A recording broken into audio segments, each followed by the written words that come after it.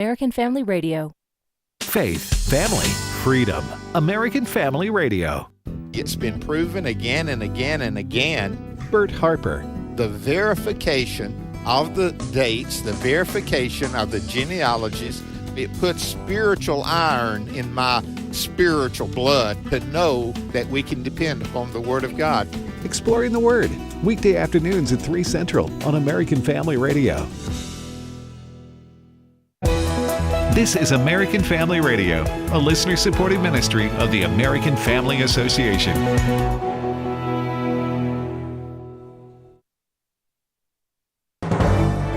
American Family News, I'm Rusty Pugh. President Trump says he's reduced tariffs on Chinese imports after his meeting with China's President Xi Jinping in South Korea. Chris Foster reports. President Trump says the tariffs are lowered effective immediately. It was 57, now it's 47. Because we reduced it by the fentanyl. 20% of that was punishment for China not doing enough to prevent fentanyl from reaching the United States. That's cut in half. He's also suspending port fees on Chinese ships and says there will be mediated talks about China buying restricted computer chips, not the most advanced. They're going to be talking to NVIDIA and others about taking chips. Look, we make great chips, and NVIDIA is the leader. He says China will put on hold for at least a year export controls on rare earth minerals and immediately start buying American soybeans again. More than 10,000 people packed the Turning Point USA event at the University of Mississippi last night. Erica Kirk addressed a TPUSA event at Ole Miss for the first time since her husband's assassination and had this advice for students. And Charlie would say this all the time: your rights don't come from the government, they come from God. And he knew what every founding father knew, and nearly almost every university has forgotten, that you cannot have freedom without virtue, and you cannot have virtue without God. And Vice President J.D. Vance reminded students and others of this advice from Charlie Kirk. Charlie wanted you to get married. He wanted you to fall in love. He wanted you to build a family. He wanted you to find a vocation. That was the advice that he gave on campuses, but that's not just about you. That's also about our country and about our government. Because while you have the freedom to live life as you so choose, I have got a responsibility as your vice president to make the American dream as accessible as possible. Leslie Lackman is president of the Turning Point USA chapter at Ole Miss. Charlie really inspired this message of being on the front lines. He wanted us out there tabling. He wanted us spreading the message. I think this only motivated the group. My executive board works hard to rain or shine. We are out. Buttons are out. People are wearing the merch loud and proud across the campus of Ole Miss. And we couldn't be prouder with the growth that we've seen. They've expanded so drastically that now our rooms are fire hazards because so many people attend the meetings every week. Suddenly, Bill Gates is admitting that climate change won't lead to humanity's demise after all. Now, he tells us, after he long joined other climate alarmists in warning of disaster. This is the one challenge that could completely end human civilization. The world is going to end in 12 years if we don't address climate change. The Microsoft co-founder writes, quote, "The doomsday view that cataclysmic climate change will decimate civilization is wrong." Fox News contributor Jimmy Fallon says that's quite an about-face. The movement has not only just changed again, but it changed in name 3 times before we got here. We were going to freeze to death in the 70s. Can you give me some money? We were going to melt in the 80s. Can you give me a couple of bucks? Then they were like, all right, we're not freezing, we're not melting, but the weather changes every day. How about a couple of bucks? Right. When no one gave in anymore, they were like, we're all going to die. And if you don't believe us, here's a 12-year-old Greta Thunberg to guilt you into giving us money. Right. Even she moved on. Fairfax County School District in Virginia is being forced to condemn a kidnapping skit filmed by some of its students. The Muslim Student Association chapter at 2 high schools in Fairfax County, Virginia, recorded similar skits on video that promoted an upcoming meeting the group was having. In the skits, students who say they don't plan to attend have a bag placed over their head, are hoisted off their feet, and kidnapped. The district said in a recent statement the video was, quote, traumatizing, end quote, to Jewish students and faculty due to events happening in the world. AFN talked with Aaron Bandler, U.S. National Correspondent for the Jewish News Syndicate. I mean, the videos are pretty horrendous. They are meant to be satire, but I think it's in very poor taste. Mocking kidnappings when, it was not too long ago that a bunch of Israelis, a bunch of Jews were kidnapped by Hamas on October 7th. And it's pretty sickening to watch those videos. The district says they're taking it seriously, as they should, and we'll ultimately see what happens. He said he doesn't want to, quote, get inside their heads, end quote, and speculate what these students were thinking in doing this, but he said he would like to think it's just a matter of being insensitive. I mean, these are high school kids after all. But in this day and age, you can never be too sure. And that's why the school should take it seriously and take action. I'm Bronson Woodruff. For American Family News, I'm Rusty Pugh. I'm Dr. Ray Rooney. The mission of American Family Association is to inform, equip, and activate individuals and families to strengthen the moral foundations of American culture and give aid to the church, here and abroad, in its task of fulfilling the Great Commission. AFA aims to evangelize the lost and disciple the believer. Thank you for standing with the American Family Association as we seek to stop the erosion of godly values. Welcome to Today's Issues, offering a Christian response to the issues of the day. Here's your host, Tim Wildmon, President of the American Family Association.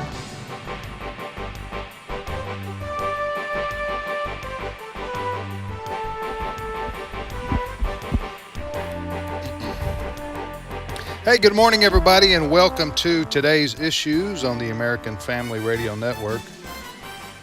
Today's October the 30th, 2025, and we thank you for listening to AFR.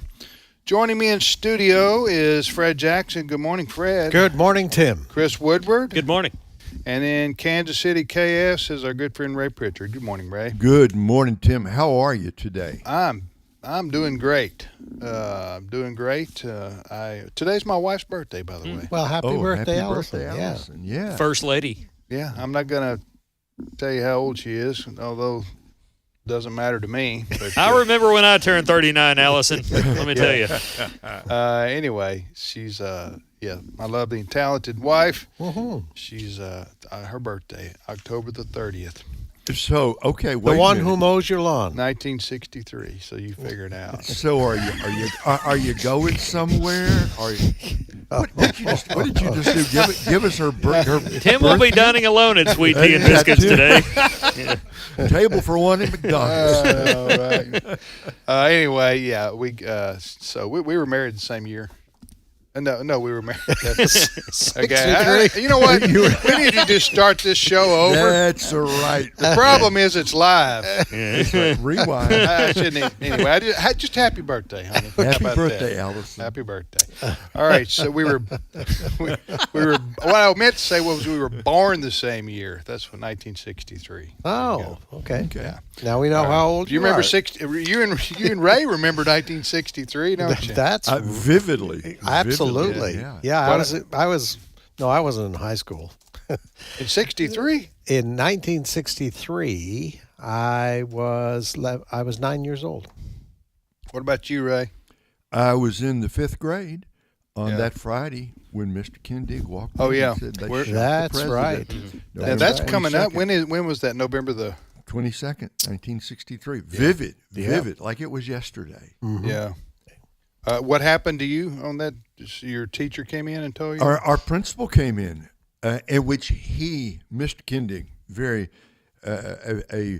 a principal who was truly in charge, if you know what I mean. And he never interrupted class, but he walked in without invitation and simply said, "They shot the president." Yeah. And we looked at each other.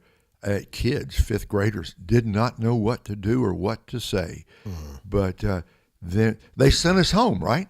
They sent us home and watched that unfolding events in Dallas on little tiny black and white TV screen. Mm-hmm. Wow, what is that? Your memory? I remember my mom telling me. I was 9 years old. I remember my mom telling me that the president of the United States had been assassinated.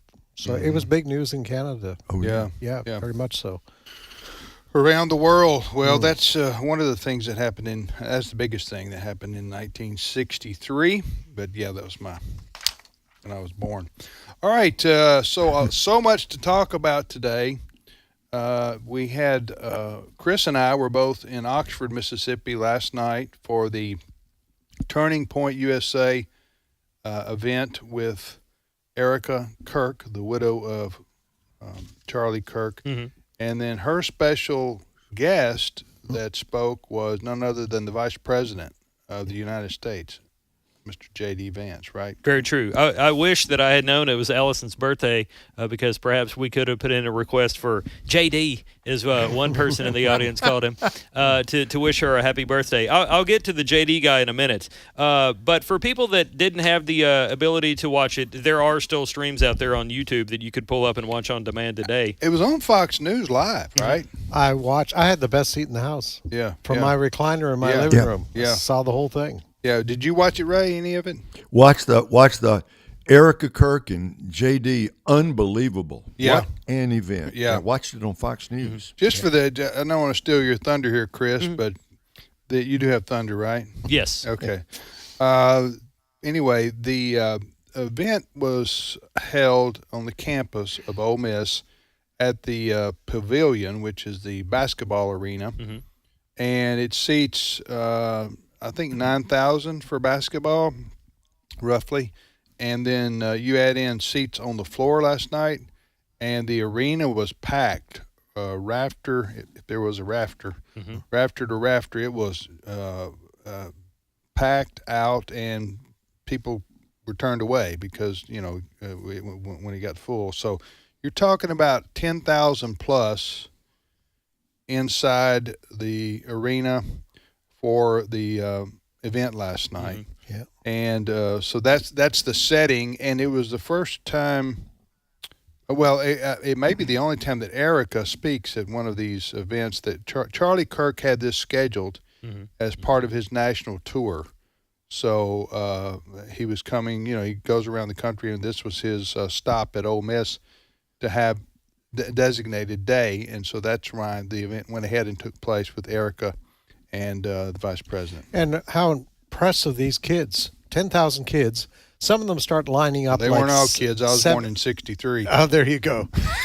7 or 8 hours in advance in the pouring rain. A lot of these students. A majority of them were students. Oh, yes, yeah. yes, they were. Yeah, very impressive. Yeah. All right, so that's the setting, and you've got some of the for those who missed it or those who want to hear him again. You got some highlights. Yes. For people that did miss it, it was not just a get out the vote rally. Or embrace the Constitution, engage free speech. Those things were addressed, and I do have some of those sound bites. But one of the things that has been lost in some of the news coverage today, particularly in secular media, is how many of the speeches from even the people that were there before Erica Kirk spoke, they talked about their faith, and they shared scripture. They talked about Jesus and the importance of sharing Jesus with others, knowing Jesus as your Lord and Savior. So for a school that is referred to or known as a party school, Jesus was there with us last night. And to give you an idea of just some of the pro-family messages from even J.D. Vance here, here's what he had to say about starting a family. Clip 1. Charlie wanted you to get married. He wanted you to fall in love. He wanted you to build a family. He wanted you to find a vocation. That was the advice that he gave on campuses. But that's not just about you. That's also about our country and about our government. Because while you have the freedom to live life as you so choose, I have got a responsibility as your vice president to make the American dream as accessible as possible. By the way, the vice president, before he spoke, he said, I had a prepared speech to give here tonight, but I'm ditching it. Yeah, yeah. Didn't he, Fred? Yeah, I was amazed by that. He had the speech in front of him, and he said, you know what, I'm not going to use this speech.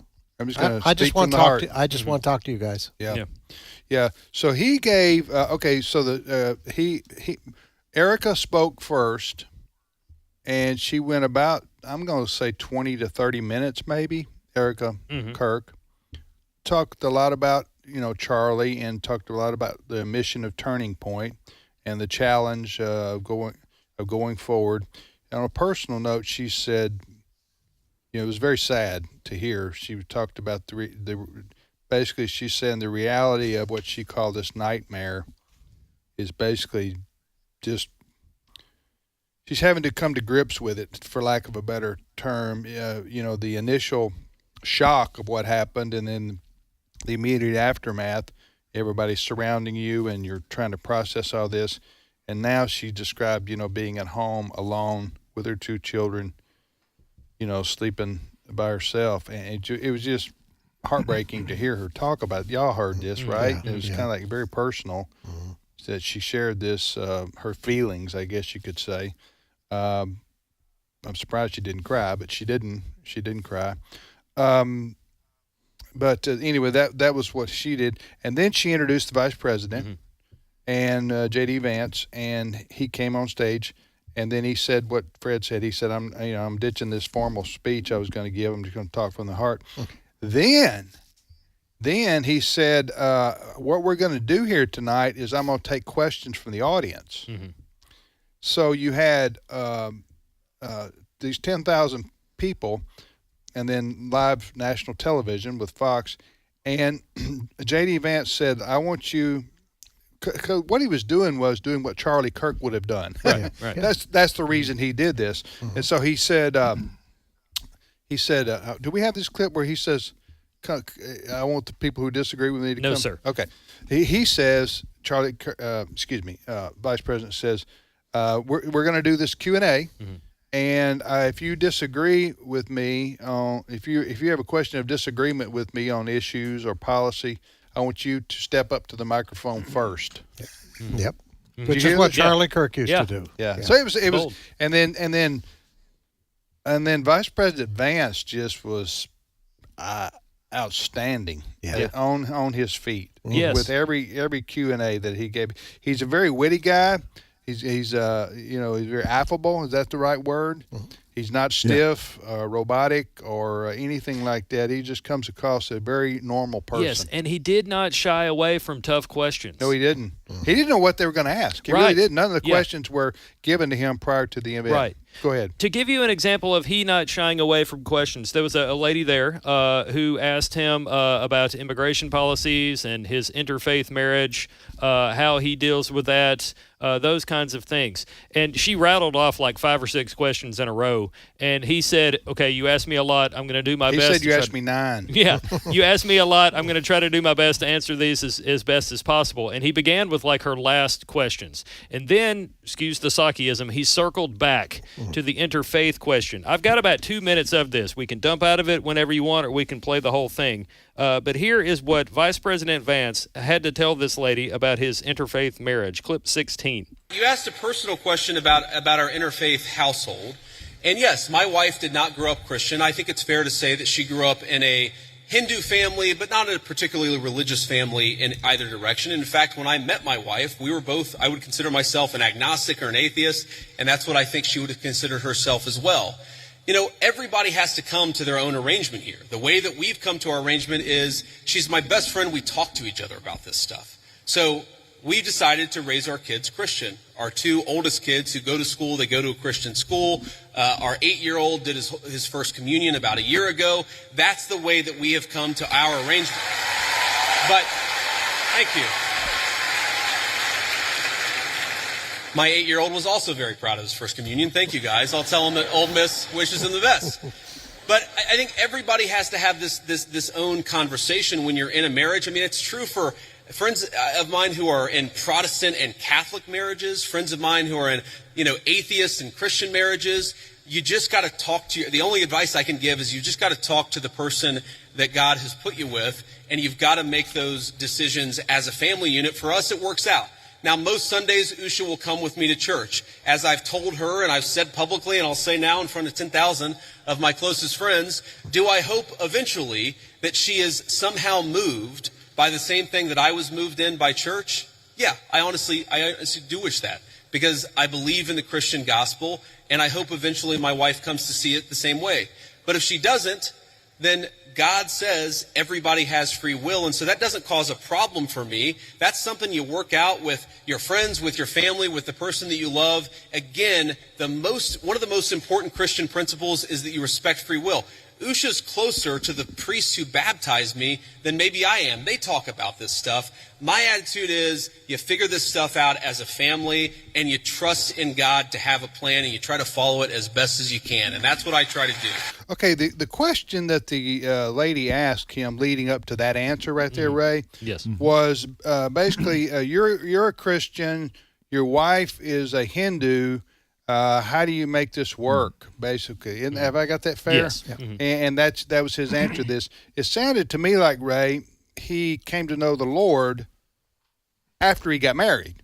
That's what he was saying. That's right. Yeah. That's sort of the implication. Yeah. And I also want to say, well, in the bigger perspective, Tim, that's the most I've ever listened to J.D. Vance. I've heard snippets here and there, but I watched the whole thing. I was unbelievably impressed by the way he handled that Q&A. And that woman, I mean, she had things to say about immigration, which he handled.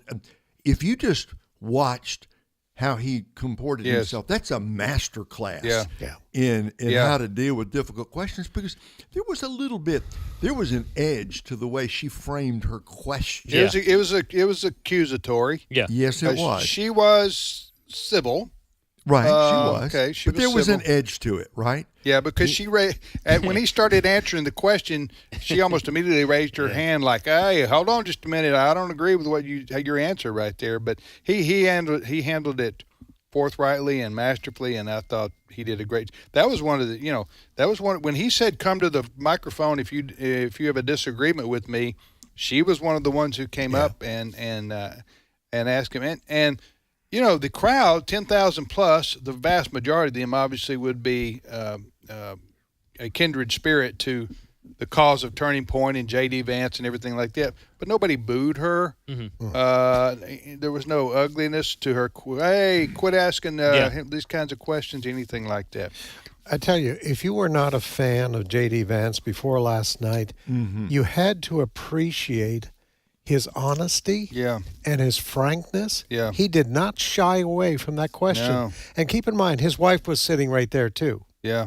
So, and he said, I hope that she comes to faith in the Lord Jesus Christ. Right. I thought, that's amazing. That's the kind of discussion you usually have at the supper table around home. Yeah. And he said one time he was an agnostic, he said. Yeah. Or an atheist, he said. He didn't know what he believed. Yeah. Exactly. To rehash, for those who don't know his background, he had a very hard childhood. Yeah. I don't think his dad was. I think I got this right. I've got his book on my desk. I haven't read it yet, but about his life, Hillbilly Elegy. Elegy. Mm-hmm. Yeah. Great and book. I haven't read it yet, but Terrific. he had. Am I right? He had a great. He had a. He came up the hard way. Yeah, yeah, and then his mom was an addict. Drug addict, I think, and his dad was not around. I mean, he was every chance for his life to go bad. Yeah, and be wasted. Yeah, and then he grew up. He went to I think he went to Ohio State University, graduated from there, and then went to was it Harvard? I think so. Harvard, graduated there. I mean, very intelligent guy, but very down to earth too. Yeah. All right, you're listening to Today's Issues on the American Family Radio Network. We're talking about what the Turning Point USA event in Oxford, Mississippi last night on the campus of Ole Miss, where the Vice President of the United States spoke. By the way, guys, the Vice President's plane, Air Force Two, they call it Air Force Two, right? Air Force Two. Mm-hmm. Okay, it landed in our parking lot over here. Pretty much. Yeah. Parked over there by the van. Okay, the Tupelo Airport's just 5-minute drive from our studios here, and when jets come in, they're the only jets that can land in Oxford are like small jets, really like private jets. But so when, for example, when teams come here to play Ole Miss, they fly into Tupelo and bus over to Oxford. When Ole Miss sports teams leave, they leave out of here. So this is the airport. President Trump's Air Force Air Force One's been here he before. He came here. Mm-hmm. Yeah. So,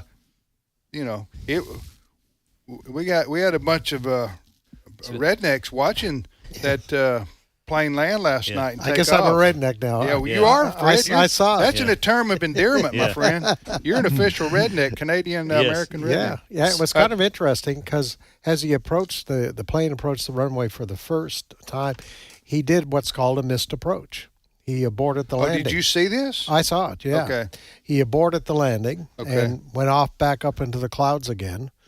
And it took about 10, 12 minutes or so for him to go around and make the second try, which obviously landed successfully. Yeah, I'm standing in the rain yesterday, and Fred calls, "We bit of an interesting situation here with the Air Force Two." But it did land. Yeah. And then in advance of that, the motorcade came in, and they load a whole bunch of those black SUVs up on a cargo plane. They do, yeah. That's the motorcade I'm sure it's the same. It's the same way with the Beast, the one the president has, the automobile that he travels with.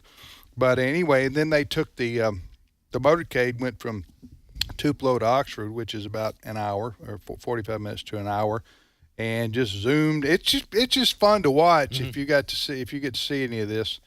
And when a president or a vice president comes to town. Yeah. The degree of security is amazing. Oh, yeah. Yeah. What goes on. Local police are very much involved. Yeah. They circle around the airport to make sure nobody goes in there while all of this is happening. I think I'm on a first-name basis now with everybody in the Secret Service that was there, as well as the dog that sniffed my computer to make sure it wasn't suspicious. Yeah. Go ahead. One other highlight from last night's speeches, specifically the Q&A section, was what I can only call the "Hey JD" guy. JD even came away with a new best friend after this segment here. Clip 17. Hello, JD. How you doing today, man? Good. How you doing? In the wise words of Ricky Bobby, I don't know what to do with my hands. Don't feel bad. Neither do I half the time, man. Okay. First off, laugh it up. Okay, first off, I just want to say I am a huge supporter of the Trump administration. I was 3 months too late to vote for you guys, but if I could have, I would have. So I'm a huge supporter of you guys before I make my argument. But there is something you guys are doing that is kind of disturbing me a little bit. Okay, go ahead. Thank you. You guys have sent the military into Washington, D.C. and a few other cities that I can't think of off the top of my head, which, first off, they've had wonderful results. Like, no one can deny the results of that. It's wonderful. Some might even say the greatest. I'm a comedian. I like this guy. Who is this guy? Thank you, JD. I like you, too.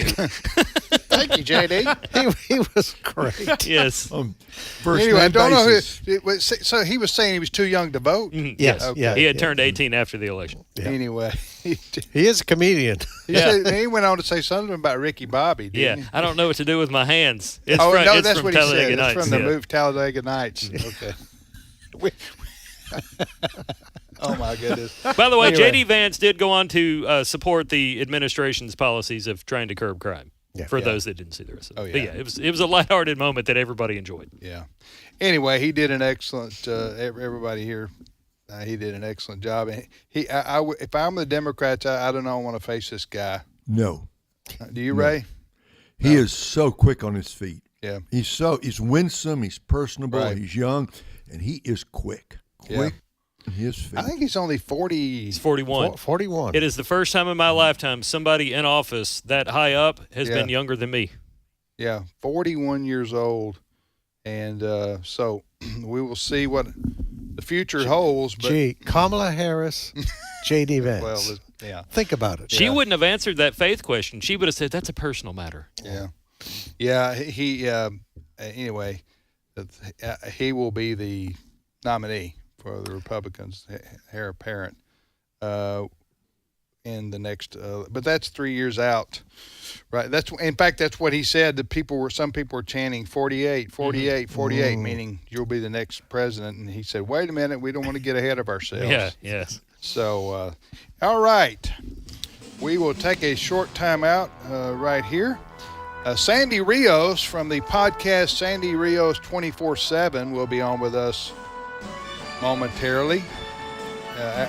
When we get back from the break, she'll be on with us. And I'm not going to ask her what year she was born. I'm going to steer clear of that one. Good decision. Yeah, okay, thank you, Ray. Appreciate it. Don't ask women how old they are. Let me write that down. Yeah, don't ask them how much they weigh either. Oh, no. No, that's just like beyond the pale. Well, I don't know why you'd ever do that anyway. No. That's right. No. All right. We will be back in a minute. Stay with us.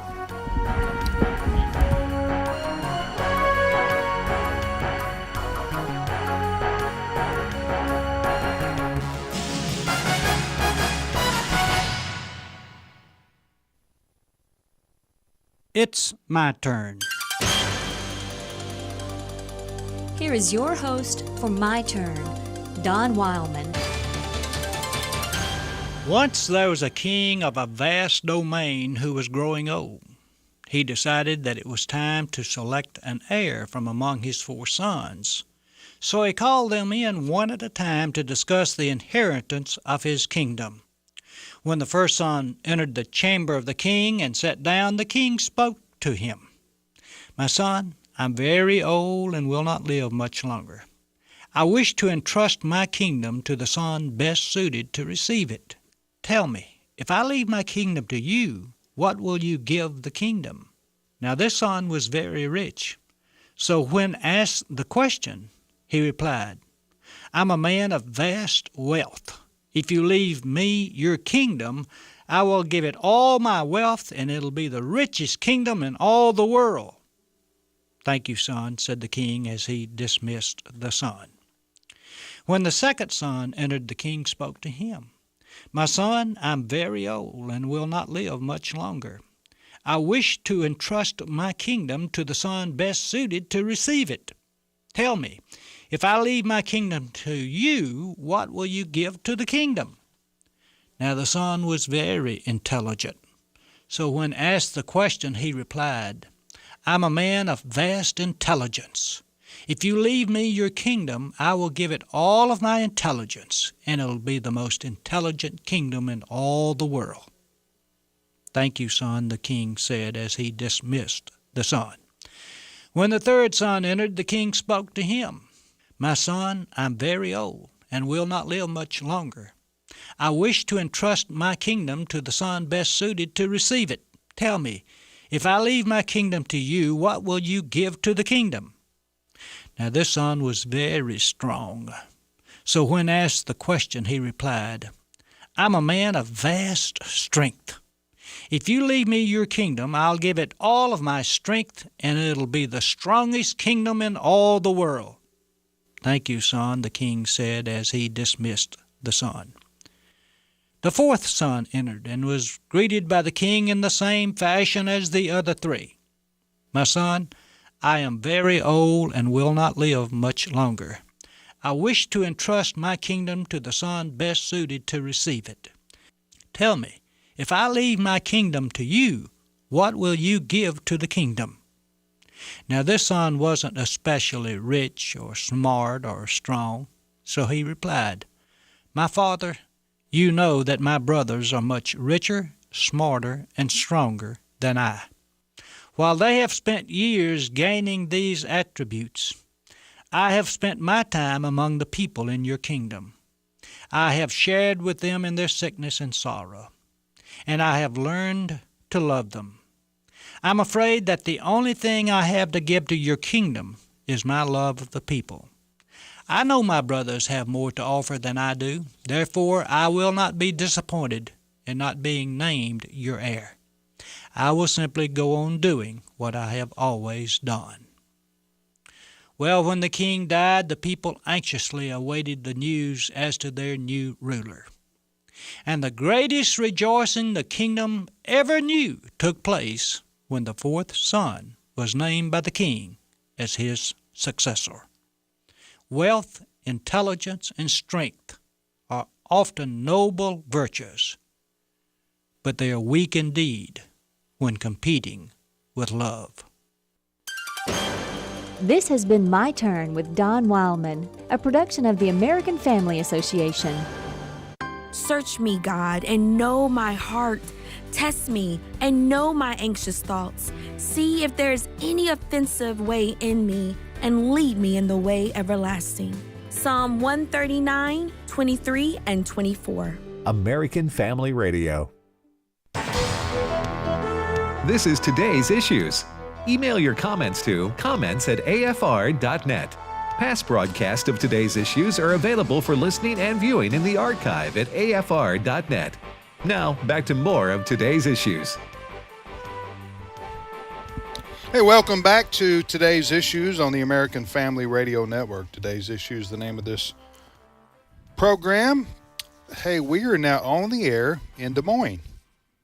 And we are on the air at 89.3 FM. We bought a station there, and it covers all of Des Moines, Iowa. As I said yesterday, there's no other Des Moines I'm aware of, so I don't think you even have to say This Iowa. is it. Yeah, right? That's right. So if you have friends and family in the greater Des Moines area, we are on the air now, American Family Radio. And here's the place on the dial, 89.3. 89.3 is the frequency. Tim, Fred, Chris, and Ray, we are here today, and we thank you for listening. Joining us now is Sandy Rios from Sandy Rios 24/7 podcast, which you can find on our website, afr.net. And Sandy joins us from the Sunshine State. Good morning, Sandy.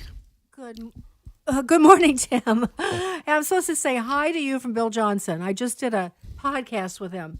So, Bill? Michigan Bill? Yes, of American Decency. Yes, So, great guy. yeah, he is a great Been guy. a friend of our ministry for a long, long time. Lives in Fremont, Yes, exactly. Fremont, Michigan. which is the home of Gerber Food Company.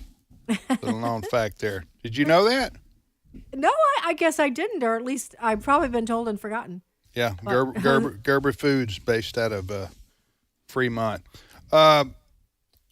Sandy, you sent us I guess it was an X post, or what they call it. We used to call it tweet. Pardon me. Last night or yesterday, that was. Let me find it here. Okay, it was from a gentleman by the name of Sean Davis. Who is he exactly? He's one of the main dudes at the Federalist. Okay, on legal issues. Okay, he's very credible. Oh right? yeah. Yeah, Yes. very. I everybody knew who he was this morning at our meeting, but I just can't. I just lose track of everybody out there sometimes. Oh, it's Yeah. it's impossible right now. Yeah. I think to keep it all straight. Keep I it up, really do. but this gentleman Sean Davis has credibility, and so that's the reason I wanted to bring this up before I quote what he said and then get you to comment on it. He said, "New Arctic frost whistleblower documents show." What? By the way, Fred, what is New Arctic frost whistleblower? New Arctic frost, basically, it is something that Chuck Grassley, the chairman of the Senate Judiciary Committee, this is the investigation into what the Democrats did to Donald Trump when they were in power. Okay, so new Arctic frost whistleblower documents show that the corrupt Biden FBI subpoenaed the bank records, donor list, and emails of nearly every major conservative organization and leader in the country, including Donald Trump's campaign, the RNC, Conservative Partnership, and others, I guess. This was, anyway, Sandy, what about this? Well, I think one thing I'd like to say to clarify, this is not just about Donald Trump. I mean, it was, of course, to destroy him, but it's about destroying other people too. It is absolutely incomprehensible what they've done, and what we know so far is that Jack Smith ordered this. He planned it, but he wasn't the guy. He was the special counsel. But this was. You know what, guys? I'm hearing myself in repeat. Adam, just telling you, every time I say something, I hear it again. So. Oh, really? And yeah, so I'm kind of getting. I'm listening to myself. It's confusing. Well, let's reconnect. Just start over. Can you turn it off and then come back and turn it on? Yeah, Adam could do that. Okay, Adam's our producer. Sandy's just not making up a phantom person here. And I tell us if you do what now? Okay. So do we need to talk amongst ourselves? Okay. Yeah. So we're going to go ahead, Fred. Yeah, this is really interesting. Senator Chuck Grassley, who's chairman of the Senate Judiciary Committee, had a news conference yesterday to announce this. Here's what's interesting, folks. On November 15th, 2022, Donald Trump announced he was going to run again in 24. 3 days later, the then Attorney General of the United States, Merrick Garland, announced that a special investigation. Jack Smith, the prosecutor, was going to investigate, they said, Donald Trump's alleged involvement in January 6th and Trump's supposed mishandling of government records and classified documents. 3 days after Trump says, I'm going to run again, U.S. Attorney General Merrick Garland says, I think we're going to investigate you. And Sandy's coming back right now. And it wasn't just Donald Trump. They went after everybody associated with Donald Trump. Sandy's did any better? I think so. Oh, well, you know what? I'm going to just talk through it. Let's don't worry about it. They said they actually. Would you rather do it by phone? No, I'll Okay. just. Okay, this go. Is, yeah, no. They issued about 500 subpoenas, and it was, well, not 500 subpoenas, but they went after 500 different entities. It was people like Peter Navarro, like Steve Bannon, like Charlie Kirk. Yes. I mean, the list is endless. And they also pulled in, surveilled about, I don't know the number offhand, but something like 12 senators. 12, I mean, and, you know, I remember Scott Perry, who used to be the chairman of the Freedom Caucus. Scott used to be on my show a lot, and he's become a friend. I haven't spoken to him in a bit, but I'll never forget when the FBI, he was at dinner with his family on a vacation, and they came in and took his cell phone, not because he'd committed a crime, but because they wanted to take his information. And he didn't know what else to do. We had no idea what was happening. He gave them his phone, and he was the head of the Freedom Caucus, so they were able to find out who he was talking to and what all the strategy was. This is the kind of thing they were doing. And yes, they were trying to destroy Donald Trump, but they were destroying hundreds, really thousands, I would say, because we can include the J6ers in the process. And one thing that I want to make sure I say this, it was, of course, Joe Biden, but it was Chris Wray. We've got it in writing now. Chris Wray ordered some of this. A.G. Garland ordered him. You know, A.G. Garland is the Attorney General at the FBI, is part of the Justice Department. And then Lisa Monaco was another name. It's just such it's Watergate times 5,000. It's much worse. And Sandy, they found a judge who really likes the Democratic Party. U.S. District Chief Judge James Boasberg. You probably heard his name in the last year. This is the same Boasberg that attempted to stop Donald Trump from deporting illegal aliens in the last few months. What did he do now related to the story we're talking about? Well, he was the one that the Justice Department went to get all these subpoenas. Oh, I got you. Okay. Well, we dodged a bullet by the many people in the conservative movement. Maybe that's the wrong metaphor, given the fact that President Trump really did dodge a bullet. But in terms of had she won, that is Kamala Harris, the presidency, this would have gone full board. And again, I'm quoting from Sean Davis. He says that the Biden FBI subpoenaed the bank records, donor list. He says FBI. Would that be? That's Christopher Wray. That's right? Chris Wray. Yes. And emails of nearly every major conservative organization and leader in the country, including Donald Trump's campaign, the RNC, and Conservative Partnership. Well, amazing. Go ahead, Sandy. Well, there's more to say if you have time for me to say it. That's why we had you on. Well, one thing what's happened is a lot of these people have this is lawfare. They have been sued. John Eastman. I mean, we figured. I was talking with a group yesterday. We figure there's probably at least 2,000 people who've had their lives destroyed, who've had to take on some people. One guy I know, his name is Jake.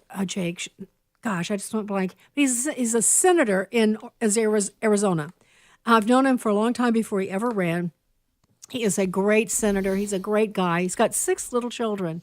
6. A state senator. Yes, a state senator. I'll think of his last name in a second. But Jake has $500,000 in legal fees because he was involved in trying to fight the corruption in the election in Arizona, which is a legion. Arizona is one of the worst states, if there is such a thing. And so this is one of the states that had other electors. Those people like up in Michigan who were the Trump electors, which is perfectly legal to do, to have a backup set of electors because there was a dispute about the election. Those people have been sued, Tim. They've been in court. They're just people like you and me. Right. And they have thousands of dollars in legal bills. This has been a destructive thing. Remember they arrested Peter Navarro at the airport, Yeah. put him in prison? Yeah. I mean, we could go on and on. And so now we know that there's a direct line to Chris Wray, a direct line to Attorney General Garland and Lisa Monaco. We have it in writing. That's what Senator Grassley has discovered. One other thing that I think is important to know, this is not the main thing, but it is important. AT&T was approached about getting Senator Cruz's phone and all his information. AT&T said, wait a second, we have to check with our legal department. This was all illegal. You can't do that. You can't do that without a subpoena. Wow. So AT&T then said, no, we're not going to do it. So guess who wrote a note about this, or note, I don't know what to call it. It's a binding thing. And it was Judge James Bozerg then, said back to AT&T, all right, but then because of blah, blah, blah, blah, blah, and blah, blah, blah, blah, blah, blah, blah, blah, blah, blah, you can't tell Ted Cruz that we asked for this for a year. You can't tell him for a year. And it was totally bogus reasons. And those things are extra constitutional, to say the least. Absolutely. I mean, good night. So I wasn't aware of that. I don't know how I missed that. So Senator Ted Cruz, his phone, which is an AT&T, he uses AT&T, and who wanted his phone? This Jack Smith. Jack Smith and the he wanted investigation. it without a subpoena? Yeah, he went to Boasberg, and Boasberg told AT&T, "Don't you tell Ted Cruz that we've ordered this for a year." Unbelievable. We have some audio of Ted Cruz. I say unbelievable. It's believable with this corrupt leftist, deep state. But good for AT&T that they at least said no. They fought it. Huh? They fought it. Go ahead. Yeah. Well, and Verizon, on the other hand, Verizon gave everything. So they didn't hold anything back. There was no subpoena. It's all illegal. And I heard someone say in a press conference yesterday, I think it was Lindsey Graham, because he's one of the senators that was targeted, that if this is true, he's going to sue them. He's going to sue them. Verizon gave whose phone did they? I don't know his for sure, and I don't know Graham? who the others. Lindsey Graham. Yes. Well, there's like 12 senators that Jack Smith got information from their phones. Wow. There's Ron Johnson was one of them. Marsha Blackburn. Yeah. Oh, I remember that story now. Yeah. Yeah, that was about a month ago, right, when that broke. Yes. Right. And I want to tell you one other thing before, because I just think you should know as much as I know here. This is not in this story, and I can't. I'm sorry that I can't give you the context, except we know now that the Biden administration managed to get permission to go into the phones of 30 million Americans. It was all who they suspected were Trump supporters, MAGA people. 30 million phones they surveilled, or whatever they did with them. 30 million. Yeah. I'm sure we're on the list, Tim. Wow. Yeah. So, Sandy, this makes Watergate look like child's play. Somebody was saying that this morning. Watergate was just playing in the sandbox. This goes so far beyond Watergate. Yeah. They also took advantage. I'm not saying that Joe Biden wasn't he had his own ethical problems, and had for decades, with plagiarism and all kinds of things that he did. But I think too that some people in the administration, the Biden administration, took advantage too of Biden not knowing where he was or what was going on, because you know what I'm saying. I don't think that Joe Biden. What am I trying to say? I don't think they had to ask, for approval from Joe Biden himself to do what they did. That's what I'm saying here. But All right. Well, go ahead. I have one other thing that's important. You already said that 3 times. You're like a you're like a preacher. You're like a preacher. And one more thing. At 12 4 o'clock. points. Okay. No, I'm kidding. Go ahead. Sorry. That's why we had you on. We want you to tell us one other thing. Well, here's what's happening as a result of this. I just yesterday found out I can talk about this. The Justice Department is convening a grand jury in Fort Pierce, Florida. And we believe that the Justice Department is going to combine, it's like an army of people have blood, not literal blood, but yeah, maybe some literal, but an army of people have done these horrible things. And they're going to bring them to account. There's some talk of a special counsel. There's talk of that, but Pam Bondi's on this, and as I understand it, she's focused on this among all the other 500 things she's trying to do. But they're going to bring. There's going to be accountability, and I was delighted to see Chris Wray's name. Actually, we know he's done some really bad things. Chris Wray is just slimy. And so I was delighted. Bruce and I both were delighted to finally see his name implicated in this with proof. So, you know what? These people that are involved in this never, ever in their wildest imaginations thought that Donald Trump would be reelected president. No. Well, I didn't either. So I didn't either up until Kamala Harris was put forth as the nominee. I had serious doubts that President Trump could win a general election, but he did. And because of that, our country was saved from a lot worse things that even we're talking about here today. And so James Comey is the one who you could say, well, he never thought, that he would be in court. He never thought Donald Trump would. Comment on James Comey. I know you have 1,000 times, but James Comey now, he's in front of a federal court. Yeah, I haven't heard. Well, yes, he is. He's hired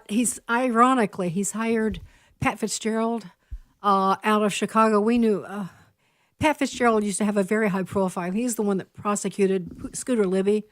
You remember all of that? It's complicated. So, but they sent Scooter Libby to prison, and Scooter Libby didn't do anything. It's a long story, but so Pat Fitzgerald though had a lot of respect, and we knew him from Chicago, not well, but he was a prosecutor in Chicago. So he's hired Pat Fitzgerald, but Pat Fitzgerald is the person, according to the record, that James Comey gave his notes to give to the professor, to give to the New York Times. Right. So Patrick Fitzgerald, who's defending him, is part of the case. It's not you can't do that. He has a second attorney who's also implicated in the details. Yeah. So I don't know. I don't know what's going to happen with that. He's crazy like a fox. Some people are speculating that he appointed these two in particular so they wouldn't turn state's evidence against him. So I don't know what's going to happen, but that's where we are. All right, you got one more thing? Well, then, what's coming up on the podcast this week? The rest of the well, I talked to a gentleman out of Abu Dhabi who is the CEO of an energy company, and he is there negotiating with the Secretary of the Interior, whose name escaped, Doug Burgum, and they're negotiating with I don't know who, but they're trying to.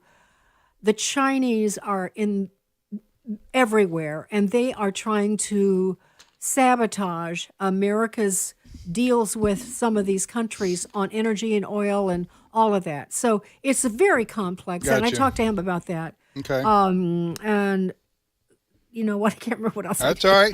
So go if you, like Sandy, want to find out what her podcast is about, then you need. Oh, that was not. I'm sorry, nice. that was unnecessary. But you just walked right into it. That was a good one. Yeah. So go to afr.net and click on podcast, and you'll see Sandy Rios 24/7, and you can listen to Sandy's twice a week release. Podcast. Okay. Go ahead. Okay, Gordon Chang on She's Demise and China's continued threat. That was the other one, Gordon Shang. All right. Okay. So there. I'll post it So on there. our Facebook. That sounds like a little attitude behind that little statement there. Sandy, you better hang up now because Tim is revealing the ages of women today. No. Oh, no. Yeah, I just said happy birthday to my wife. Here I am. Okay. You might be tried at Fort Pierce, Florida. I'm gonna find myself in the grips of the deep state here before long. All right. Thank you, Sandy. Take care. You're welcome. Talk to you guys soon. Take care. That's Bye. Sandy Rios. Folks, Sandy Rios is our most popular podcast. She has in-depth interviews. If somebody called it basically a briefing of behind the scenes and what's happening and what's going on in our country.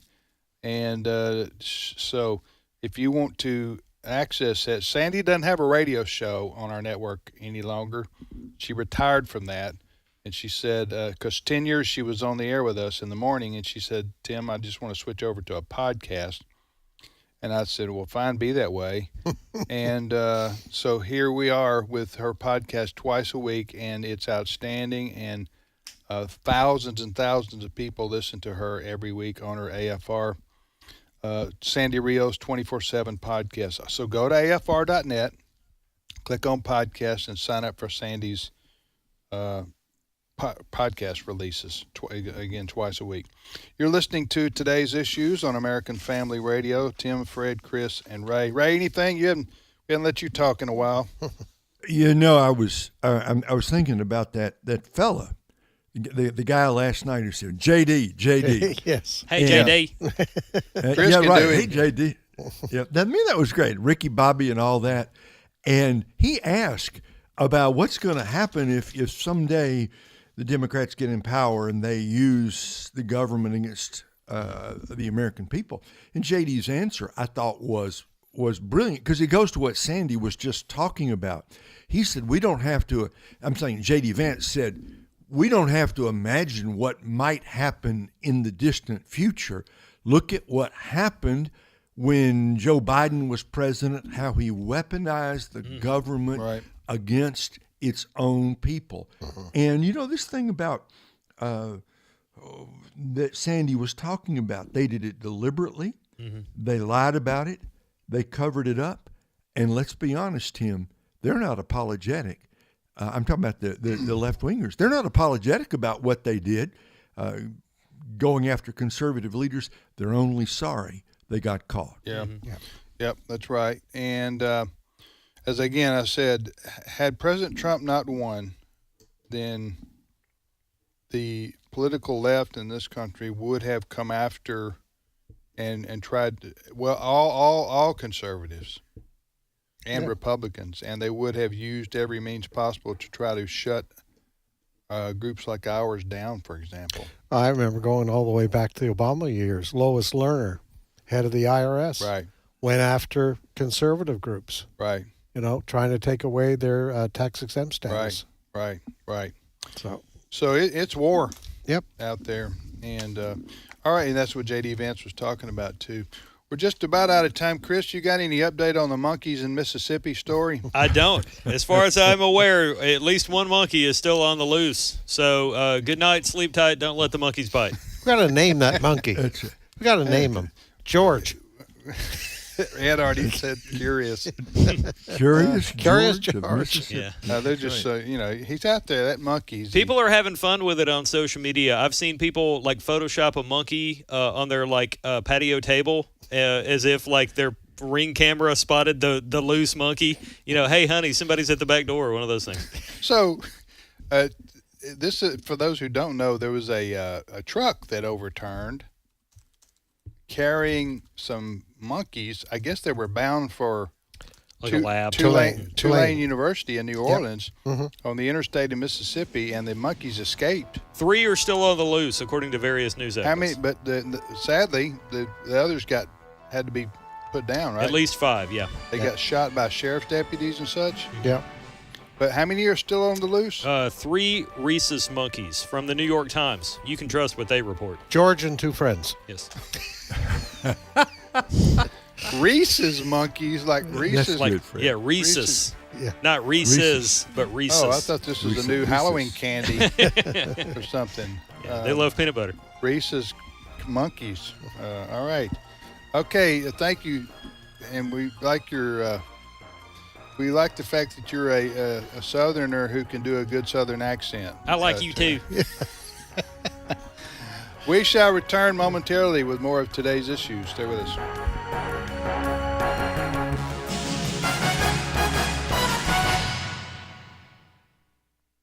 The views and opinions expressed in this broadcast may not necessarily reflect those of the American Family Association or American Family Radio. Faith, family, freedom. American Family Radio. Do you know the largest unpaid and untrained workforce in America? It's not in a factory or an office. It's the 65 million family caregivers. And if that is you, I understand the journey you're on. Peter Rosenberger has been a caregiver for 4 decades. He's the host for Hope for the Caregiver, Saturday mornings at 7 Central on AFR. This is American Family Radio, a listener-supported ministry of the American Family Association.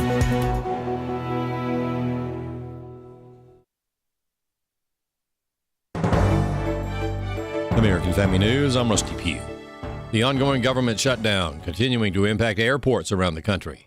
Chanley Painter reporting from LaGuardia Airport in Queens, New York. Air traffic controllers missing their first full paycheck this week, adding stress to an already very stressful job here at LaGuardia Airport included, and it's causing safety concerns and staffing shortages. In fact, so far today, there are 90 cancellations of flights in and out of the U.S. And as the week as a whole, since Sunday, almost 25,000 flights have been delayed. And here at LaGuardia in New York, where I am, air traffic controllers, they actually took to the terminals, handing out leaflets warning passengers of those safety concerns due to the government shutdown. Turning Point USA members and supporters were out in full force at Ole Miss last night. More than 10,000 packed the arena at the University of Mississippi to hear Charlie Kirk's widow, Erica, and Vice President J.D. Vance. Your generation is living at a crossroads, and you are living in one of the most defining moments in American history.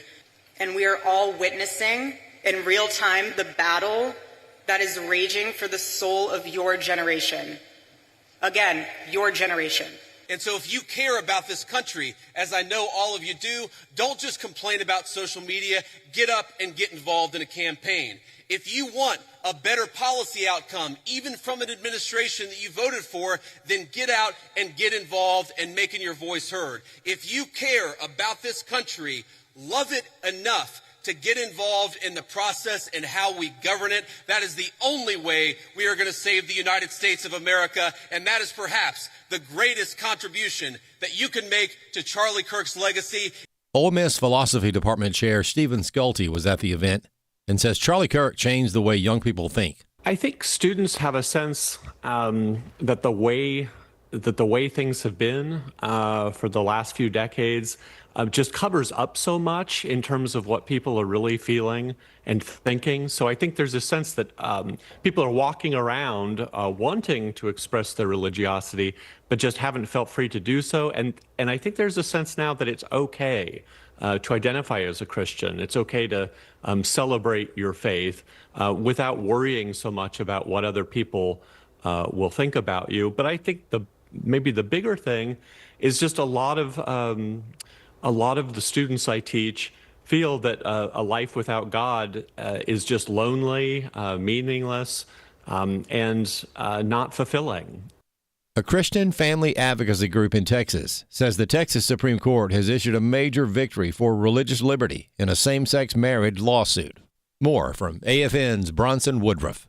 A Texas judge named Diane Hensley came under fire herself in a legal challenge that Jonathan Covey of Texas Values says has ended positively. The Texas Supreme Court just did a rule change with the Code of Judicial Ethics. So what we're talking about here is Canon 4 of the Texas Code of Judicial Conduct. He explained a lot of people don't hear about the canons, but he explained they are the whole framework for everything for a judge. how judges are supposed to act, what qualifies as partiality and impartiality, and proper performance of their judicial duties. Judge Hensley is an elected justice of the peace from McLennan County, and in 2019 she received a complaint about she was not performing same-sex wedding ceremonies. Covey said the Judicial Conduct Commission actually reprimanded her, and then she filed a lawsuit against them. Late in 2019, there was a lower court ruling that said she was barred from continuing her lawsuit because she had skipped the internal appeal process for the Judicial Conduct Commission. So he said she went to the Texas Supreme Court on that question. He added the case was pretty well tied up in the courts for a while, but now the Texas Supreme Court came out with a change that said that Canon 4 cannot be interpreted against a judge who decides not to perform same-sex wedding ceremonies because of sincerely held religious beliefs. And this is a welcome and a long overdue clarification from the Texas Supreme Court. I'm Bronson Woodruff. More news online at afn.net and download the AFN mobile app for your Apple or Android device. I'm Rusty Pugh. If we lose this cultural war, we're going to have a hedonistic, humanistic society. Discover the story of the culture warrior Don Wildmon and how he went head-to-head with Hollywood, Playboy, the homosexual agenda, and the Disney empire. The movement Don started paved the way for Christians to boldly stand for truth and righteousness in a hostile culture. Watch Culture Warrior today for free. Visit culturewarrior.movie. Today's Issues continues on AFR with your host, Tim Wildmon, President of the American Family Association. Hey, welcome back, everybody, to Today's Issues. That's the name of this show on the American Family Radio Network. I'm Tim Wildmon with Fred Jackson and Ray Pritchard, and now we're joined by Steve Paisley Jordahl. Good morning, Brother Steve. Hey, everybody. Can't hear you. I'll yell. Hello, Okay. everybody. Hello. So, you doing all right, Steve? Yeah, I think I'm doing well. Did you get that Paisley shirt from China? I'd have to look. I'm trying to segue. I'd have to look. It's interesting. I talked every other week I have an interview with Todd Nettleton, who is the guy with Voice of the Martyrs. He's their media person, does their radio show, and we were talking about the International Day of Prayer for the Persecuted Churches coming up, and he had an idea for somebody if they want to pray. When you pull a shirt out of or some clothes out of your closet, look at where it was made. It might have been made in China, it might have been made in Vietnam, but wherever it was made, that's the country that you should pray for that day. I thought it was a great idea. Yeah, if you can pronounce it. God, you know the name of that country. That's right. I have looked at clothing items and going, I can't even pronounce this place. Exactly. But anyway, yeah, that's a good idea. All right, Steve, what's your first story? Well, our president is coming back, if he's not already back, from an extended trip abroad where he visited Japan, and he met with Prime Minister Xi of China. And in Japan? No, the meeting was in, where was it, Fred? South Korea. That's right, in the town in South Korea. So the president did not go to Beijing? He did not go to Beijing. Okay. Beijing came to the president. But he did announce, President Trump did announce he is going to go to China in the spring. Okay. Yep. Yeah, there's been some significant developments between our two countries. So he announced two things yesterday. One was a trade deal with China in which we are going to be sending them soybeans and some other goods that have been that they're historically trade with us. He is going to reduce the tariffs that we're putting on China. In return, China is going to continue sending us the rare earth minerals that we depend on for technology, and they have agreed to intervene in the fentanyl trade. They are the main suppliers of the precursors for fentanyl. They don't send the made drugs, but they send everything you need to Central America. Officially?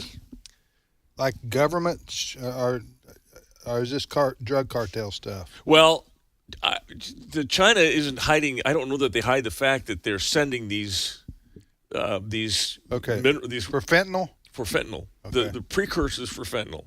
All right. And Beijing has said that it will crack down on what they're calling, what Reuters is calling, the illicit fentanyl trade. And we're going to resume soybean purchases, keeping rare earth minerals So and exports flowing. we sell or sell a lot of soybeans to China? A lot of soybeans to China, yes. Okay. And so that's historically what we have been doing. So reading from Reuters, it was an amazing meeting, said Trump. He ranked it a 12 out of 10. He's never overstated anything before. That's pretty odd. Yeah. Trump said the tariffs on Chinese imports would be cut to 47% from 57% by halving to 10% the rate of tariffs relating to trade of fentanyl precursors.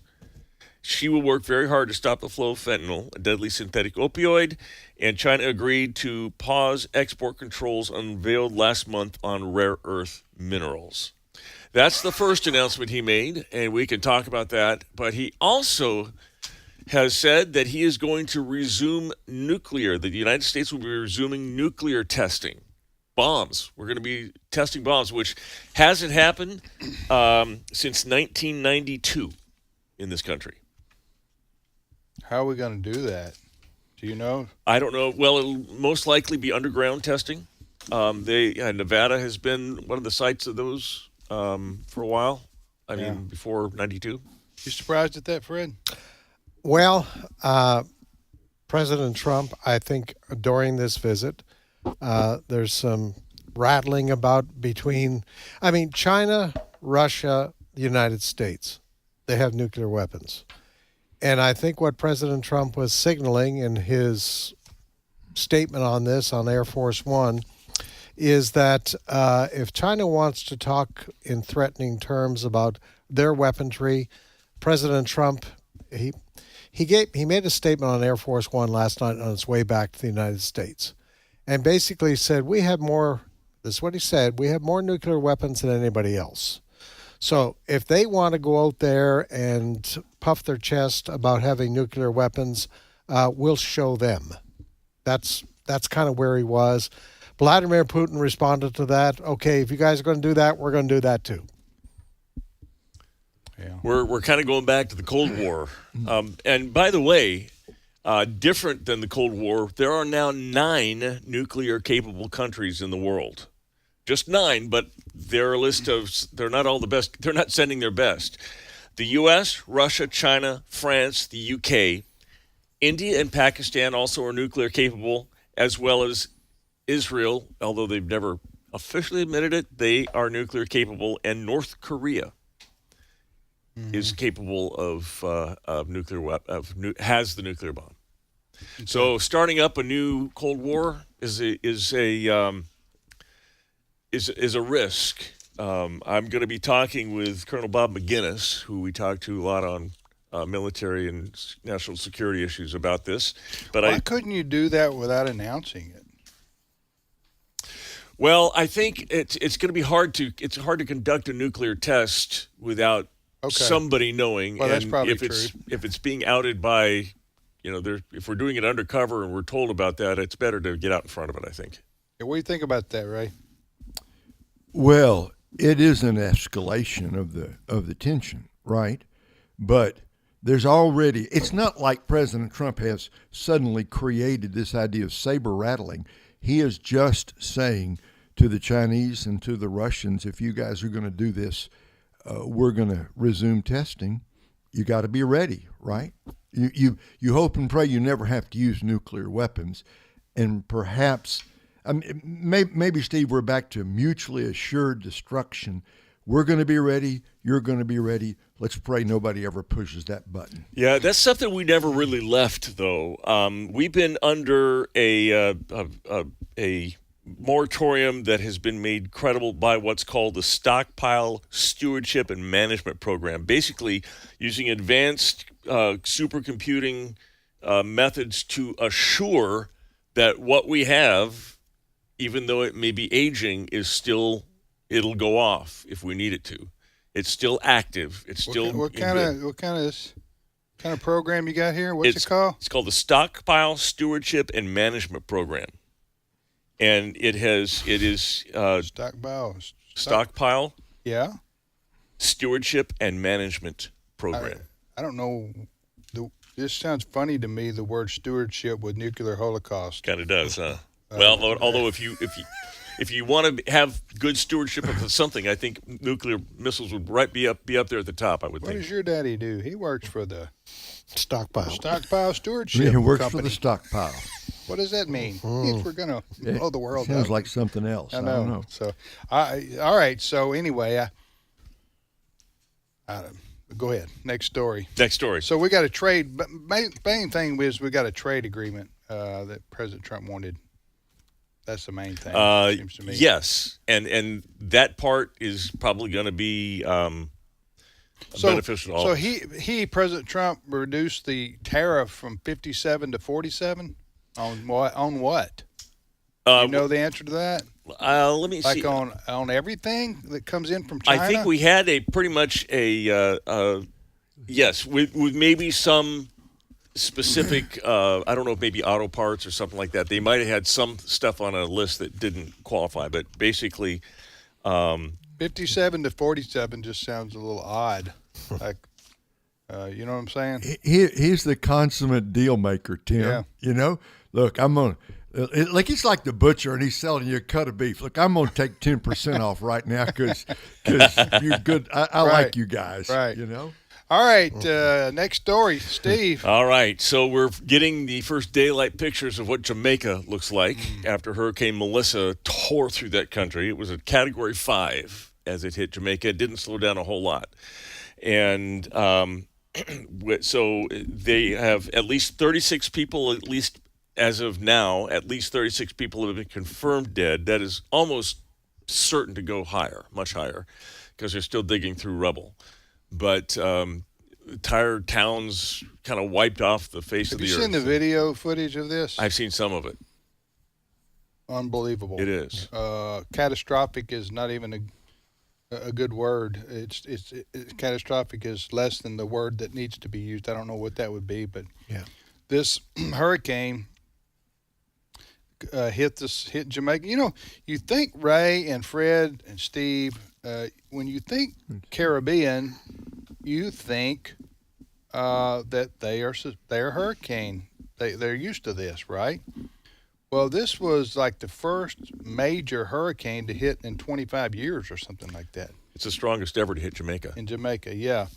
And so, but I saw the video footage. So their buildings aren't up to quote code for hurricanes. It's like I've heard people who've traveled to Jamaica, and it's basically a very poor country, and then you got the resorts, right? Yeah. The world famous resorts that millions of people vacation to every year, or go on honeymoons to, or whatever the case. Montego Bay, for example, but that whole side of the country, if you were to divide it up into two, I don't know about Kingston. I looked at a live stream of Kingston this morning, and it looked pretty normal to me. But the other side of the island, where a lot of the resorts are, Montego Bay area, that was just wiped off the face of the earth. Eastern Cuba, Haiti, at least 24 people killed in Haiti. Yeah. And now it's headed towards Bermuda. I don't even know how you clean up all this stuff, Ray, because, I mean, you got to have heavy machinery and money and personnel. I know that the people themselves will do all that they can to physically pick up debris and so forth like that, but I'm talking about these structures, all these hundreds and hundreds of structures that were. Yeah, and you think about Caribbean islands, and you think, well, it's all flat. They're not flat. No. It's hilly. It's mountainous. Right. So after an event like this, one part of the problem is, Tim, how do you get back, particularly the villages? Right. How do you get back to a village on a mountainside that basically has been washed away, and the road has been washed out? Right, because they had 20-plus inches of rain. Yeah. We're already hearing from Southern Baptist Disaster Relief. Samaritan's Purse are on their way. They have the capability of bringing some of that heavy equipment there. I've been to Jamaica. I was fortunate enough to visit there on a cruise that I was on years back. But it reminded me, it's the most visceral reminder I've ever had of where I grew up in Madagascar as being a third world country. The shanties that are up, they're just you live in what you can, and they're poor, very poor people. Yeah. So they can't afford foundations, even much less, Yeah. windproof stuff. So is Melissa the hurricane we're talking about, which was a Category 5 when it hit Jamaica and then it hit Cuba and then hit Haiti, or Haiti and Cuba, whichever one hit first? Is it going out to sea now? Well, it's went through the Bahamas yesterday. Okay. And it's on its way to Bermuda now. They're bracing for this. But it won't be as strong. It's weakening as it goes north, and because the water's cool. It will not hit the United States. Okay. You're listening to TI, Today's Issues. Next story. Well, you will recall last weekend we had our No Kings protest. You recall that? Around the country, depending on who you ask, hundreds of thousands to millions of people were out protesting the fact that they think that Donald Trump is making himself a king. I want to throw congratulations out to South Korea. South Korea has honored our president with the Grand Order of the Mungahawa. M-U-G-U-N-G-H-W-A. Give me that. I'm good at this kind of All stuff. right, What is it now again? M-U-G. M-U-G, mug. U-N-G. Nuz. H-W-A. H-W-A. That'd be Mugnazaha. Okay. It's also a dance. Mugnazaha. Fred used to do this in high school. It was like before the twist was That's the right. Mugnazaha. Mugnazaha. Yeah, That's right. Just love that. Yeah. Well, I think that's when people had 3 beers. They said, hey, give me another Mugnazaha. So the reason I'm bringing this up is because you know what the award is, not what it stands for, but what they get if you get this award. Wait, hold on. Ray, do you know? No. This is a Korean. Idea. In Korea. Right. Korea. So the President of the United States gets this award in Korea, and you're about to tell us what this entails. It's the replica of a royal crown from Silla Kingdom, which he dutifully put on. And then thus fulfilling the prophecy of the No Kings protesters. No Kings. And he was having a little bit of fun why, with that. And you know why he did it. Yes, nobody's ever trolled better than Trump. He had a good time in South Korea. Yeah. When he got off Air Force One, there was a band there. This is a South Korean band. Oh, yeah. You know what they played? What did they play? YMCA. Are you serious? You have these soldiers with their musical instruments. Were they doing the letters with their arms? No, because they were playing their instruments. But that's good. Trump was doing the dance. Was he doing the dance? We can watch that on YouTube. You can. What see do we that. type in? Korean Korean YMCA dance. You probably get it. Yeah. Go to YouTube. Are you serious? Yeah. I didn't believe it first. The reporter was talking about this, and then of course it got my attention, and I listened, and sure enough, they were playing YMCA. Are you looking? Korean. I'm gonna type in Korean YMCA dance and see what pops up here on Brave. Korean. All right. See if we got anything. No, I don't see. Oh, here we go. Viral moment. South Korean band plays YMCA for Trump. You weren't lying, Steve. I generally don't. No. That's just hard to believe, but that's funny. Okay, so. And did you see? Does it come with a video? Yeah. Yeah, it's on YouTube. Oh yeah. Oh, here we go. He's in. I'm watching. I'm sorry, folks. I'm watching this. Here this happened. When did this happen? Yeah, yesterday. In the last couple of days. Yeah, I don't know. Okay, he's in South Korea. He's meeting the president of South Korea. They got the red carpet out. They got the band on one side. Trump's walking along the red carpet, and they start playing the YMCA song. Okay. Anyway, all right, that's pretty interesting. So they knew how to get to Trump's heart, right? They do. They knew exactly how. They didn't have Lee Greenwood over there, which would have really done it. But right. All right, go ahead. All right. So we are looking at several elections. I know we've been talking a lot about the New York City mayoral election coming up, but there's also... Who's running there, Steve? What's the name of the guy running for mayor there? Well, Eric Mamdani. Eric? He changed his name? No, not Eric Mamdani. Zoran Mamdani. Yeah. We call him Eric. Zoran Mamdani, and he is running against the Curtis Sliwa, the Republican. Don Jr., right? No, Don is not there. Don. I was going on Eric. Eric, said yes. and I was just playing off that. That's right. Zoran Mandami. Right. And running against one of the former governor, Cuomo brothers. Former New York Governor Andrew Cuomo. Not Mario, but Andrew, because I made that mistake the other day, too. Super Mario. Cool. Andrew. So who's going to win that one, Steve? Well, as of right now, although the margin in the polls are closing, it still looks like Mamdani is going to be taking that, unless at the very last minute, and it better be soon so people know about it, Curtis Sliwa drops out. Then it becomes a very competitive race. Some Republicans are actually hoping Mamdani wins. Why would you do that? You get what you pay for? Because they figure his policies are so radical. Right. They're going to fail miserably. Right. You have some pretty high-profile Democrats who have endorsed him, think he's going to do wonderful things for New York. Yeah. And when it all falls apart, they can say, there you go, folks. I got you. That's what happens when you got radical socialists in charge. There is also an election, though, going on in Virginia, a gubernatorial election, and right now the race is coming down between a Democrat named Abigail Spanberger and the current lieutenant governor, Winsome Earl Sears. Yeah. Now, Winsome Earl Sears is a conservative black woman. She's a Marine vet, too. Yes. Abigail Spanberger is as white as they come, and the NAACP has come up with what? White as they come. White. She's Caucasian. Oh, white as they come. Yes, I was not making. Don't go there. Well, don't go there. I wanted to help you out there, Steve, and you misspoke. Don't go there. Okay. White. Okay. She's Caucasian, but you should have said Caucasian. I should have.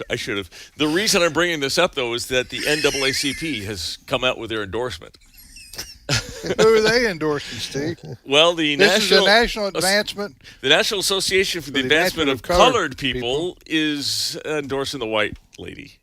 Why would they do that? How does that advance colored people? It doesn't. I don't know. It's kind of a curious thing, isn't it? It's just politics. What gets me is, Ray, the people on the left. Yeah. Which they want to make an issue of race when it's a Democrat person of color versus a white Republican. Right. Then it's a matter of, well, you're not going to vote for the Democrat because you're a racist. Right. And you say to them, no, I'm not voting for a Democrat because I don't agree with their policies. It doesn't matter what color they are. Right. Well, look at Winsome Sears. She won a statewide race as a Republican, as a black woman. But when the shoe's on the other foot, here we have a black woman, and the NAACP is endorsing the white woman. Okay? So, listen, they're doing that because they agree with the white woman, who's the Democrat's policies. Right. Which is what we say, our side says, when they accuse conservatives of being racist. So, well, we can't win with them. I know. Just remember that in the future when they say, because you have Obama, he's coming to, former President Obama's coming to endorse and speak on her behalf. On Spanberger's behalf, yeah. And how close is the race right now? You know, Ray, I did not look at the latest 5-6 points, I think. It's fairly close. The Democrat is ahead in most polls, but. To succeed, whoever wins succeeds. Governor Youngkin. Yeah. Okay. They're term limited. Yeah. Right. Yeah. I want to end with this. Can I end with this? The Times of London is taking a look at this New York mayoral race, and they decided they wanted to get the opinion of Bill de Blasio, former mayor of New York City. So they called Bill de Blasio and wanted to know what he had to say. They were a little bit shocked that Bill de Blasio said that the Democrat nominee was making dangerously optimistic assumptions about how much money the new taxes would bring in. They immediately put this on the front page, and Bill de Blasio tweeted out, "Wait a minute, I never granted this interview. I didn't. It's not me. I didn't say that." So we went back and checked, and yes, they did interview Bill de Blasio, but they got a 59-year-old Long Island wine importer named Bill de Blasio. No. Yes, and they published a whole story based on their interview with him. Now, in his defense, he says, I am Bill de Blasio. I've never been not Bill de Blasio, and no one ever asked if I was the mayor or addressed me as Mr. Mayor. He thought they were doing a random sampling. Who did the interview? Oh, that's great. The Times of London. The Times of London. They had to Interviewed retract the the wrong story. Bill de Blasio. Oh, man. All right. Thank you, Steve. My pleasure. Yes. Thanks, Ray. Thank you, Appreciate Tim. it. Thanks to Fred. What do you think about the show today, Fred? I tell you that story, Journalism 101. That's right. You better know who you're talking to. What you talking about, Willis? Adam Suddeth, our producer today, and Sandy Rios joined us, and Chris Woodward. I think that's everybody. All right, it's Thursday, meaning tomorrow is Trivia Friday, so if you want some education, you need to tune in to Learning University tomorrow at this time. See you then.